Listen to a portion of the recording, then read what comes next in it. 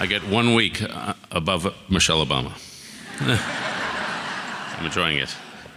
It's good to be back here. This is home for me. The last time I was on this stage, it was for an event for the Chicago Community Trust, and I was preceded on stage by a flock of penguins, they fund the zoo, and the zoo brought penguins. That was tough to follow. And it's good to be home in Chicago. I get a call every week from a friend who tells me how great the city is. And I say, Ram, I get it.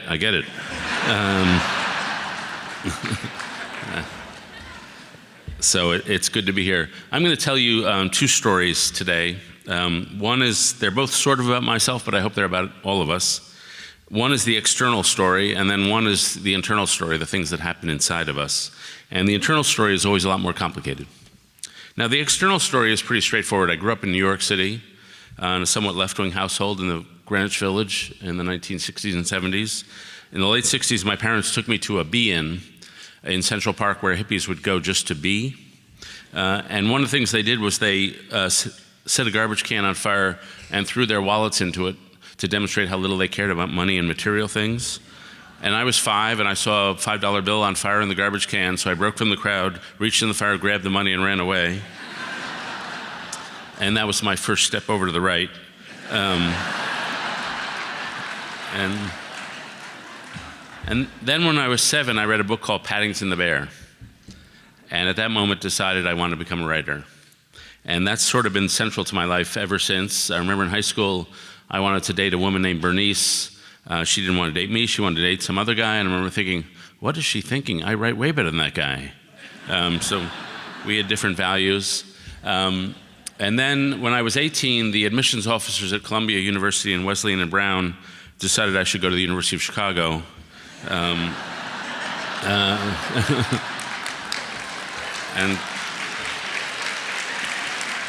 And so I came here. And you probably know my favorite saying about Chicago, which is it's a Baptist school where atheist professors teach Jewish students St. Thomas Aquinas. And so I was a studious student. I lived down on 55th Street downtown, or on the south side. I was a double major in history and celibacy while I was at school. And I had the big break of my life there. Senior year, William F. Buckley came to campus, and he gave a speech to the student body, and I'd written this really cruel parody of his life in the Chicago Maroon, the school paper. And I accused him of being just a pompous, name-dropping blowhard, basically. And jokes like, at Yale, he started 2 magazines, one called the National Buckley, one called the Buckley Review, which he merged to form the Buckley. And it was just like jokes like that. And at the end of his speech, he said, David Brooks, if you're in the audience, I want to give you a job. And so that was the big break of my life. Sadly, I was not in the audience. This is literally true. At that day, I had been hired to go out to Stanford and to debate Milton Friedman on PBS. Friedman did a show where he talked to college students. There were 6 of us, and he debated us. And if you go on YouTube, you can see my first national TV appearance. I'm 21. I've got this big Jufro. I've got these gigantic 1980s glasses that look like they're on loan from the Mount Palomar Lunar Observatory. The show is basically me regurgitating something I read in a book, Friedman destroying my argument in about 6 words, and then the camera lingering on my face for a couple minutes while I try to think of something to say. And so that's the show. And then my career moved upwards. I worked for Buckley, then I worked for the Wall Street Journal, and where I worked with a bunch of Midwestern farm guys, which I'd never done before in New York, Chicago, sort of more energetic kind of guy. The Midwestern farm guys from Iowa and Indiana had a tolerance of silence that I was not used to. And so our meetings, there would be these long silences as a bunch of guys stared at the wall. And it was like going to an open casket funeral with 12 bodies. And as a New Yorker, I'm not used to silence. I would just sit in the chair saying, I will not break the silence, I will not break the silence. But I got adjusted to that. And then I got a job as a conservative columnist replacing William Safire at the New York Times. And I always say being a conservative columnist at the Times is like being the chief rabbi at Mecca. Not a lot of company there. And then I got a job at the NewsHour. I work with a guy named Mark Shields. We have a segment called Shields and Brooks. Thank you. It should have been called Brooke Shields. That would have been better, but they didn't let us do that. And I always say Mark is an experienced pundit. It's called Shields and Brooks now. It used to be Shields and Gigot. Then it was Shields and Gergen. I think it was Shields and Coolidge. I think it started Shields and John Adams in the beginning. I don't know. But it's a great show. It always cheers me up. We have a great friendship. And I love our viewers. We cater to a group that we call seasoned youth. So they're somewhat experienced in life. If a 93-year-old lady comes up to me at the airport, I always know what she's going to say. I don't watch your show, but my mother loves it. And so we're very big in the hospice community. And then I've had my books. I'm a big reader, as I assume everyone here is, and I write books. My tastes in reading have gotten a little more feminine as I've gotten older, I think. I'm the only American man who finished that book, Eat, Pray, Love. By page 123, I was lactating, which was surprising to me.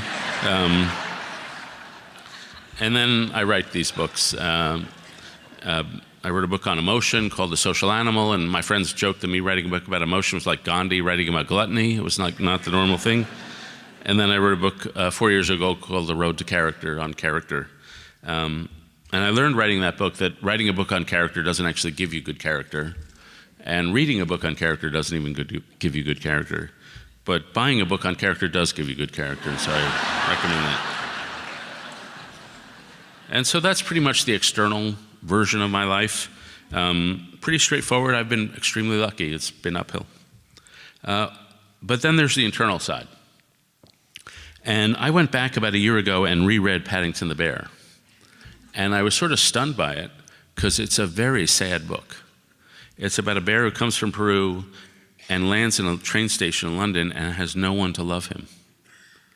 And he's just alone there, and then suddenly a family takes him in. And as I read it, I was wondering, wow, what kind of child was I that this appealed to me so much? And then I remembered the intensity of that experience of reading it for the first time and how much it really did change my life.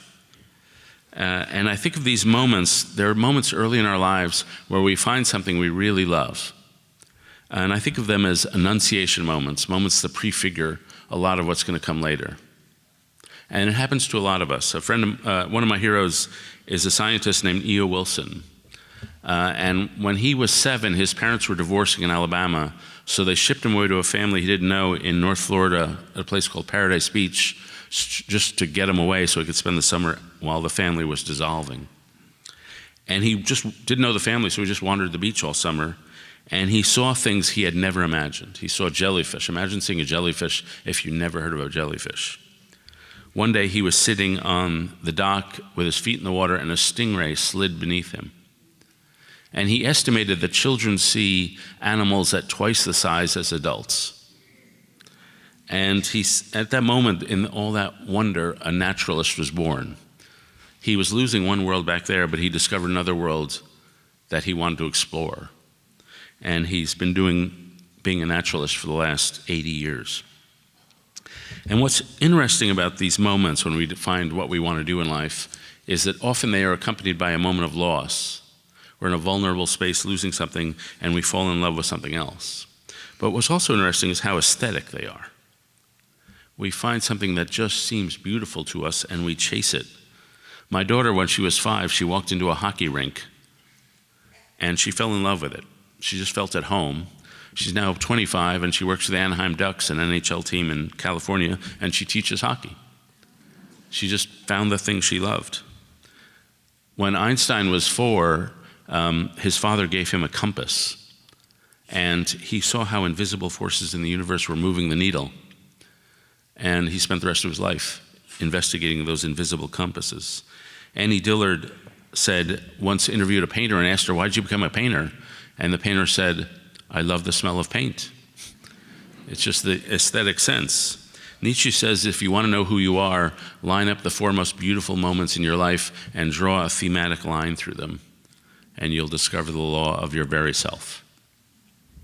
And so Wilson had this great enunciation moment. He had one other episode to it. He was out fishing later in the summer, and he caught a pinfish, and he was careless taking it off the hook.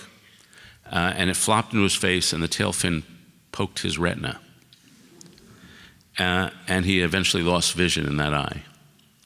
So he was going to be a naturalist, but he couldn't be a naturalist for birds or fish, anything that required two eyes.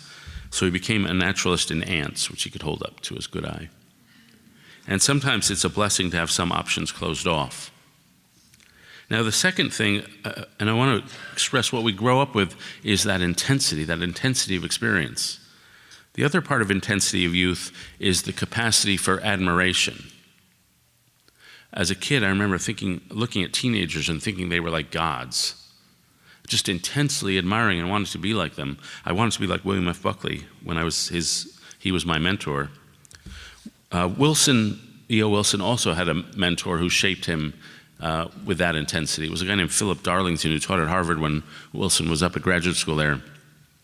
And Darlington told him, when you collect your bug samples, don't collect on the trails, collect in the jungle. And one day Darlington was out on a pond on a log collecting samples, and a crocodile came up and grabbed him and dragged him down. And he escaped, and the crocodile grabbed him again and dragged him down. He then escaped a second time and got on shore, the right side of his body shredded. But he got off to safety, to camp, and then to safety, and he survived. And Wilson said, that wasn't really what impressed me. Anybody can get away from a crocodile.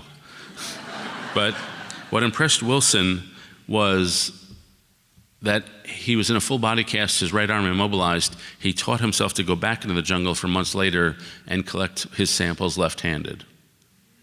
And I think that's what we want, which is intensity, not happiness. We want to be taught what is worth wanting, even that thing is hard. And at UChicago, that's what I was taught.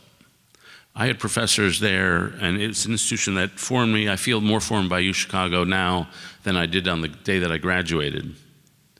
And because we had professors, not just one, but the whole institution, who felt if you read these books and you read them carefully and you thought about them deeply, the keys to life were in these books. They say if you burn with enthusiasm, people will come from miles to watch you aflame. And my professors had that kind of enthusiasm and really trained my whole life. And so that's the intensity with which we start out life. I think our culture sometimes does a good job of dimming that intensity. We take our most privileged young people and we put them in the college admissions game at about 15 or 16. And from that, they learn that status and achievement are at the center of life.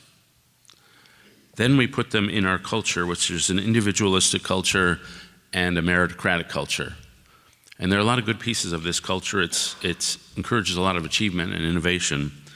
But morally and socially, there are weaknesses to this culture, and the weaknesses are contained in the lies of the culture. The first lie of the culture is that career success can make you happy. I've had a lot of career success, and I'm an expert in this. I guarantee you, career success does not lead to fulfillment. It helps you avoid the sense of failure you might feel if you thought yourself a failure, but it doesn't give you any positive good because your ambitions are always racing out ahead of where you are. And the examples of Kate Spade and Anthony Bourdain give us a further example of that. The second lie of our culture is I can make myself happy. That all I have to do is meditate better or lose 20 pounds or become really good at yoga and I'll be happy. The people who are on their deathbeds say, they talk about relationship as what really is the most important part of their life. So it's not self-sufficiency that makes you happy, it's defeating self-sufficiency. It's making yourself utterly dependent on others and others utterly dependent upon you. The third lie of our culture is that life is an individual journey. I don't know if you know this book, Oh, the Places You'll Go by Dr. Seuss. And it's about a young man who goes through life and has a series of experiences on the way to success. The young man is unattached to any family, friend, or kin group. It's just an individual journey towards success. And immigrants who read this book have trouble with this book because that's not how life seems to them. But we have a culture where we just think of ourselves as individual choosers on an individual journey through life. And then there are the other lies of the meritocracy. The message of the meritocracy is you are what you accomplish. The message of the meritocracy is you earn dignity by attaching yourself to prestigious brands like the New York Times. The emotion of the meritocracy is conditional love. You earn love through accomplishment. And I see this in my students. Their parents love them, but they're also anxious about them. And when the kid does something that the parent thinks will lead to career success, the beam of love is strong.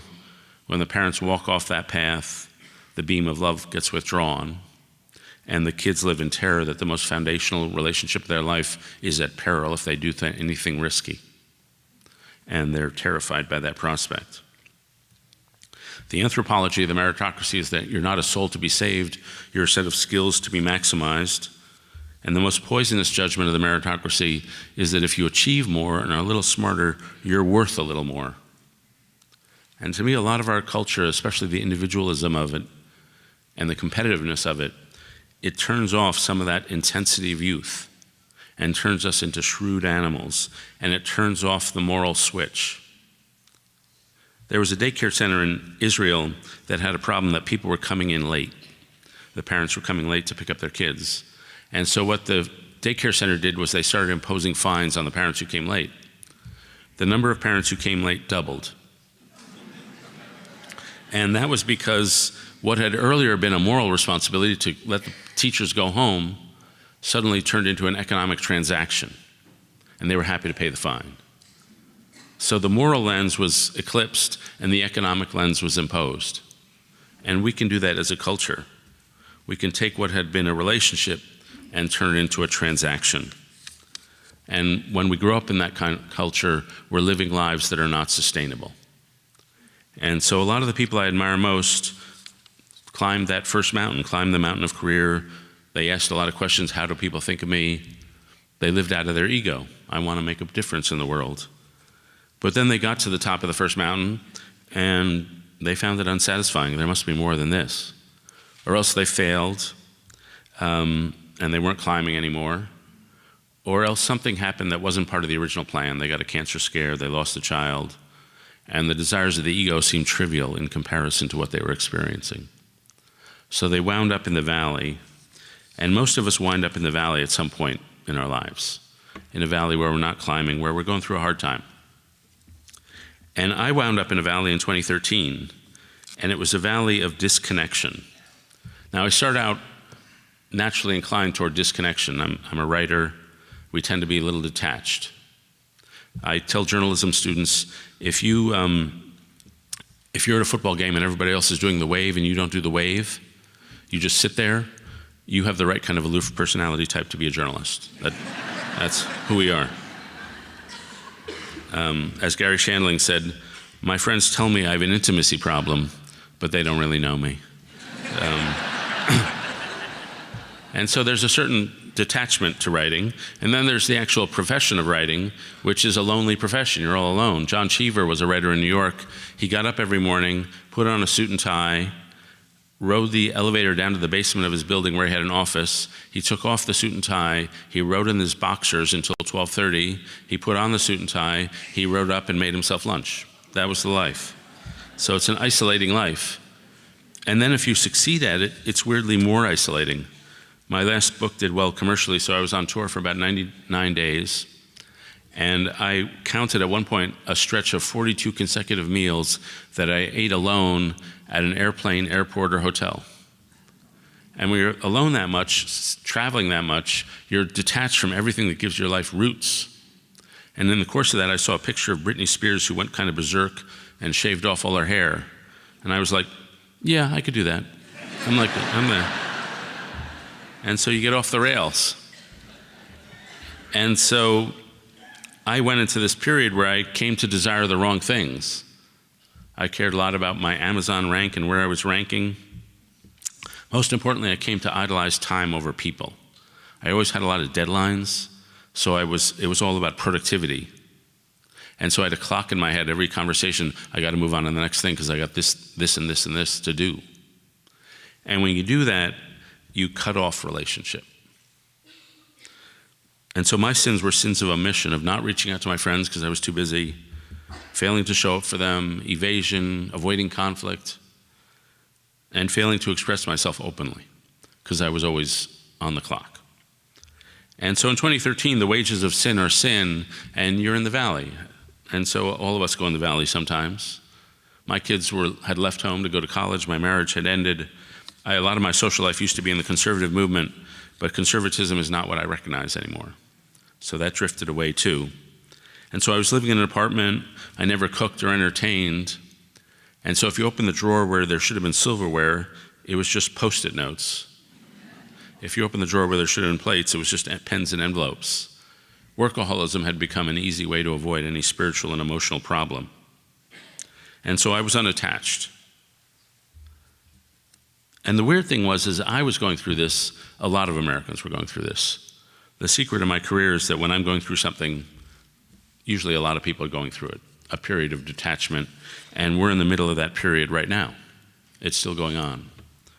35% of Americans over 45 say they're chronically lonely.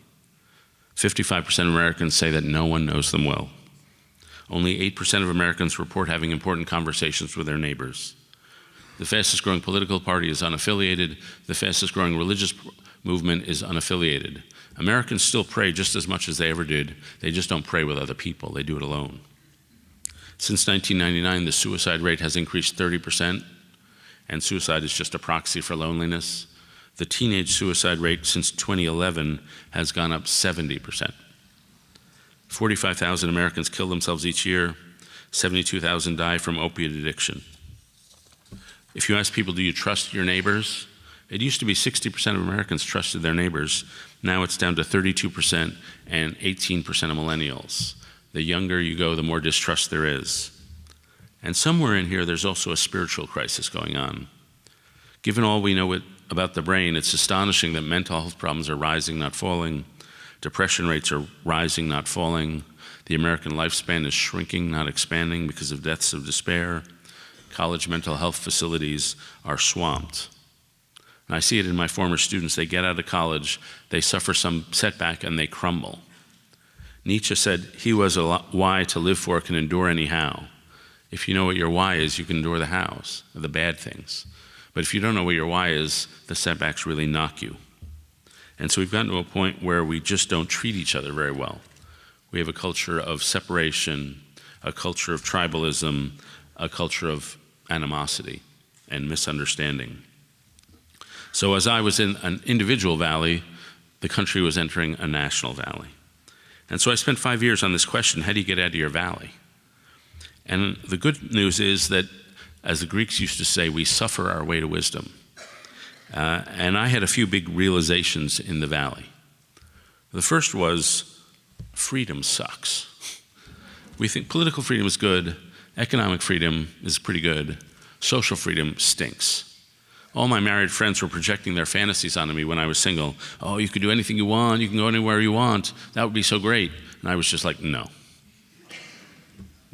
The unrooted man is just adrift. The unrooted man is the unremembered man because he's not committed to anything. And so freedom is not an ocean you want to swim in for your life. It's a river you want to swim across so you can plant yourself somewhere on the other side. The second thing I learned in the valley is that you can be broken or you can be broken open. Some people have hard times and they're broken. They've been attacked and they cover themselves up to make themselves invulnerable. They lash out in anger, grievance, and resentment. They cause pain to those around them. As the saying goes, pain that is not transformed gets transmitted. You cause other people pain. And we see that in our national politics.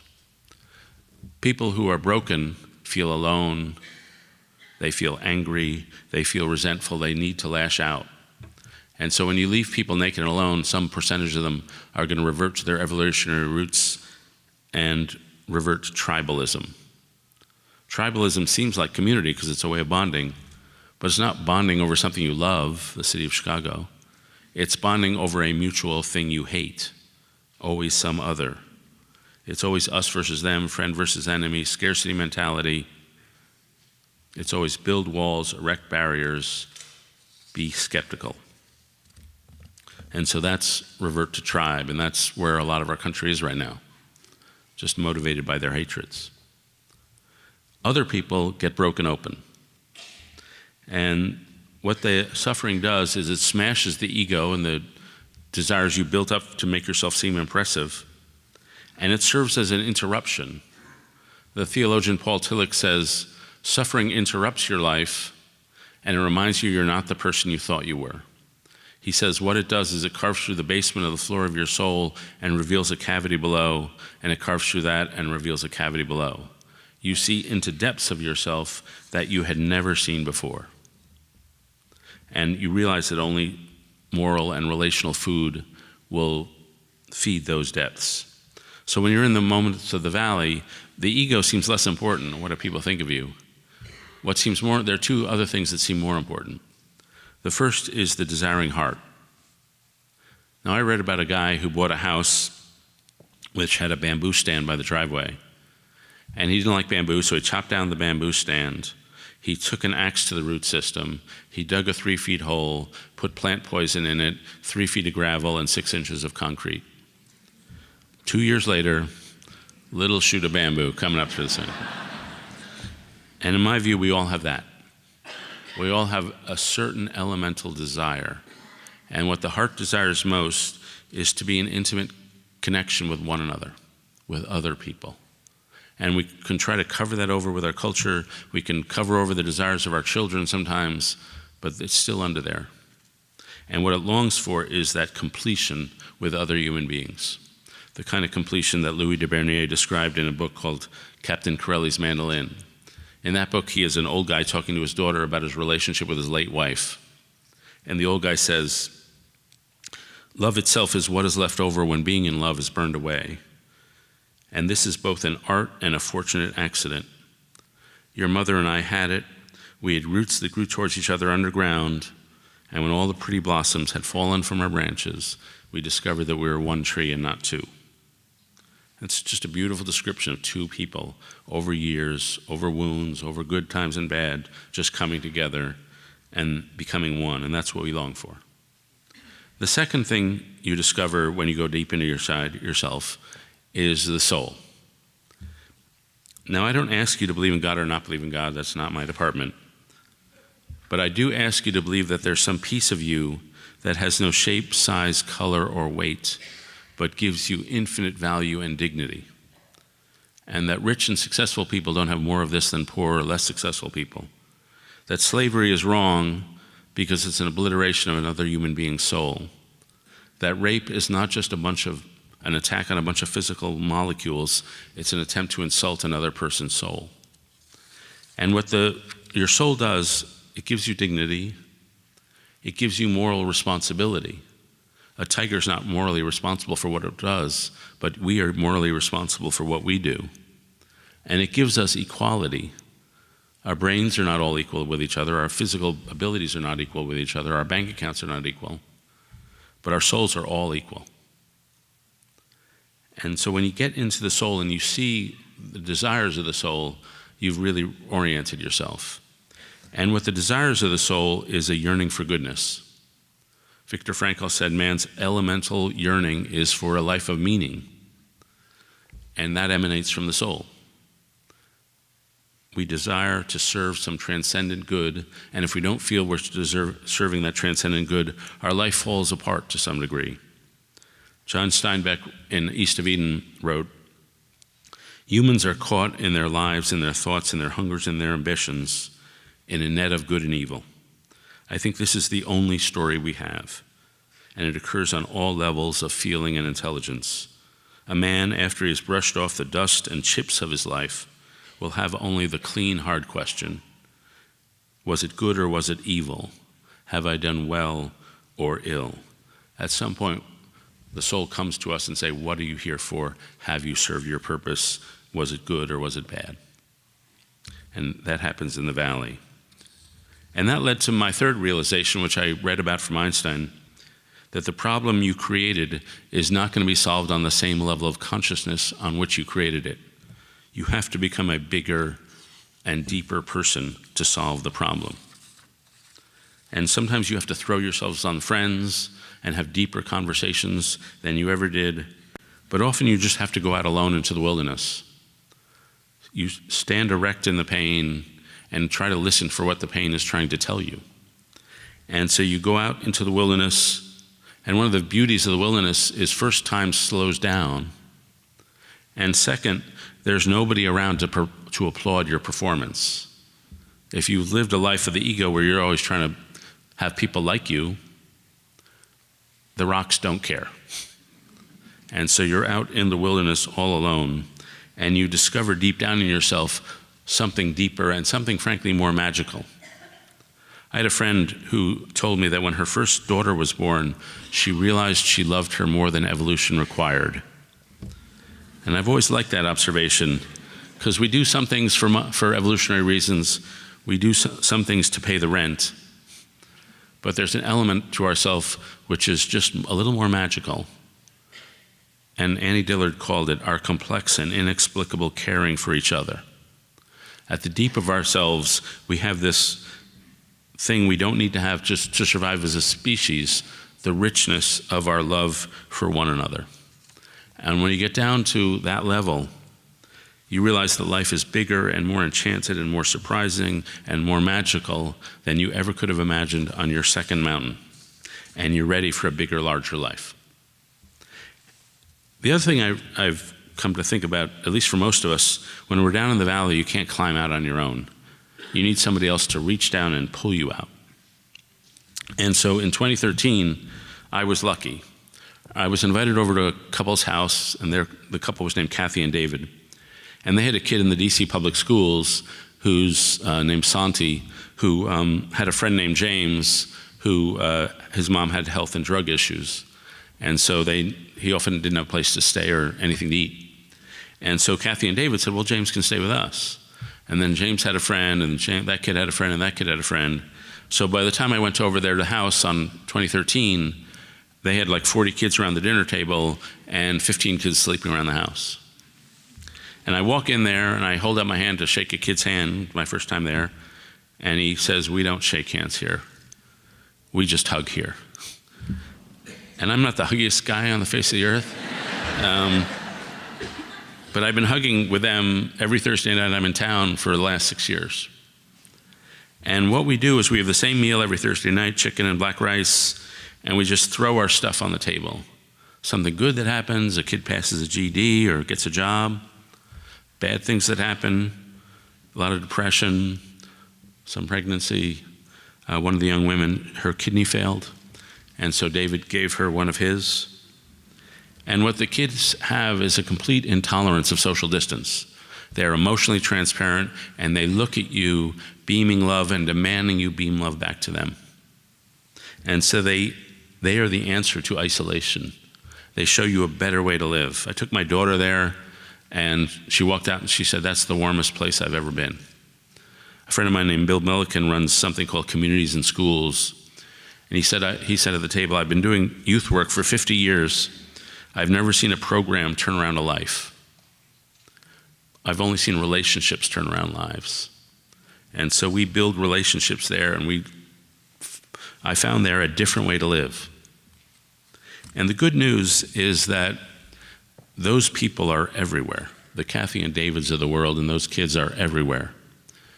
About a year ago, I started something called the Weave, the Social Fabric Project at the Aspen Institute.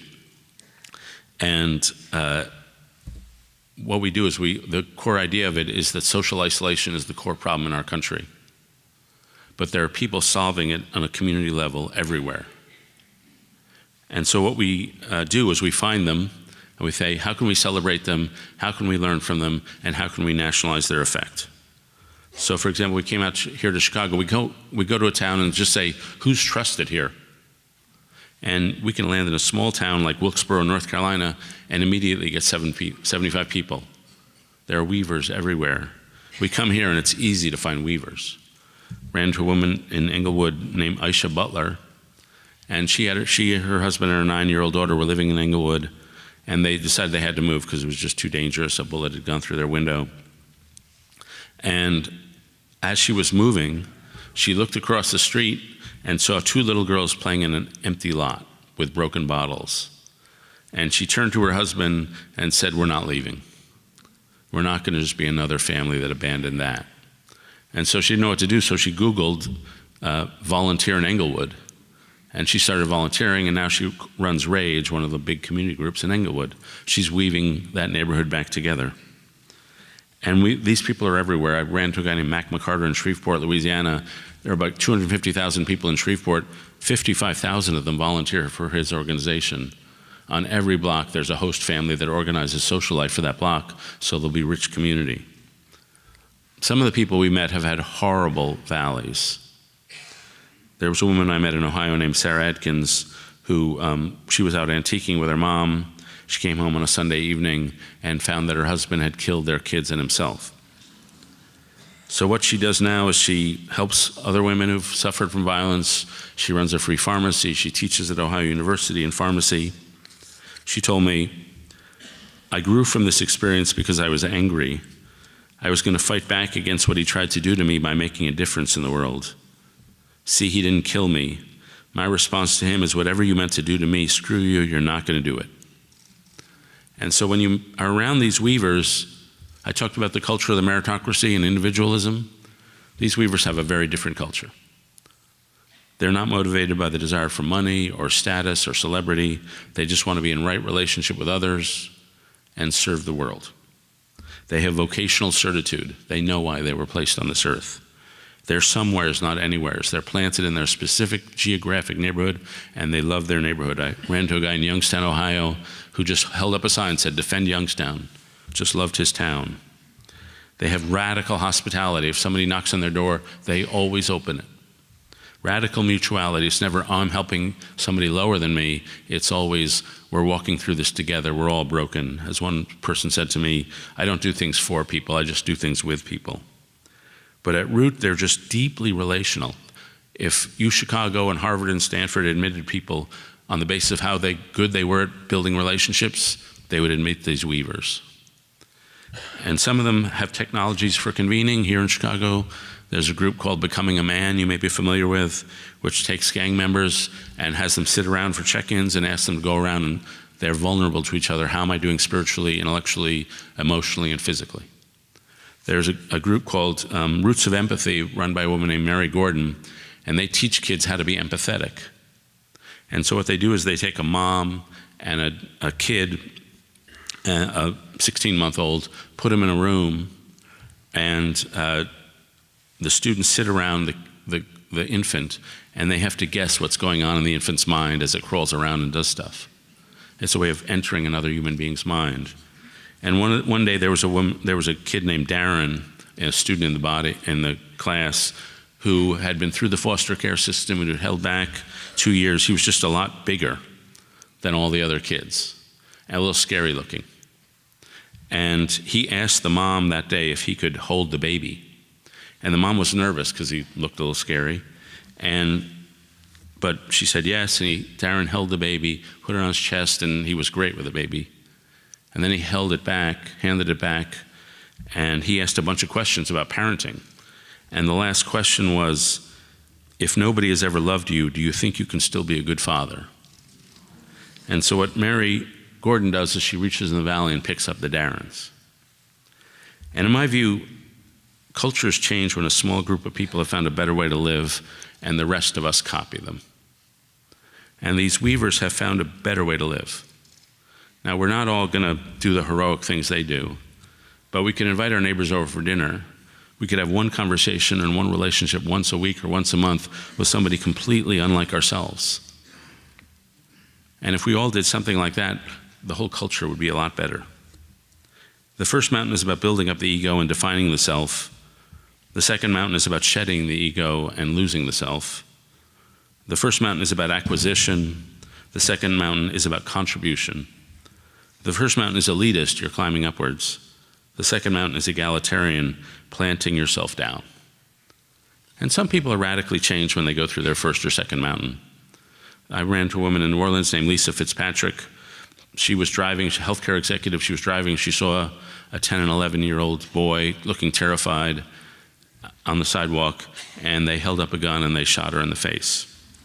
It was a gang initiation ritual. And she recovered and realized that she was a victim, but so were they. So she quit her job as a healthcare executive and went to working with gang members. And so that's a radical life change. Most people stay in their same jobs, they're just different.